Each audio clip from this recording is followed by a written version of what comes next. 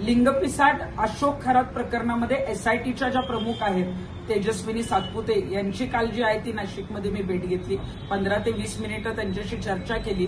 आम्हाला ज्या पद्धतीचे एन्काउंटर आणि या बाबतीतच्या ज्या काही बातम्या मिळालेल्या होत्या किंवा ज्या पद्धतीनं पेनड्राईव्ह आमच्याकडे आला होता आणि पुढे कशा पद्धतीनं आम्ही ते मार्गी लावलं तेही त्यांना सांगितलं. आणि अशोक खरात बरोबर या प्रकरणामध्ये अनेक जे आहेत ते एजंट असतील किंवा राजकारणी असतील, प्रशासकीय अधिकारी असतील, ज्यांची याच्यात इन्व्हॉल्वमेंट आहे, त्यांचे लवकरात लवकर जे आहेत ते जबाब घेऊन ते जर दोषी असतील तर या टोळीवर मकोका अंतर्गत त्यांनी कारवाई करावी अशी त्यांना आम्ही मागणी केलेली आहे. आणि तेजस्विनी सातपुते यांनी सांगितलेलं आहे की जी कारवाई कठोरपणे करता येईल ती आम्ही करणार आहोत. आम्ही कुणालाही सोडणार नाही. आणि त्याचबरोबर त्यांनी आमच्याकडून जी काही माहिती आहे ती मागवून घेतली आणि त्यांनी सांगितलं की तुमच्यासारख्या किंवा अनेक ज्या काही संघटना आहेत किंवा जनतेतले प्रतिनिधी आहेत त्यांनी पीडितांना किंवा जे कोणी त्यांच्या संपर्कात येईल, ज्यांची फसवणूक झाली आहे, त्यांना आव्हान करा आणि पोलीस जे आहेत ते त्यांचं कुठेही नाव बाहेर येऊ देणार नाहीत, परंतु पुढे येऊन अशोक खरातच्या बाबतीत त्या सगळ्यांनी तक्रार द्यावी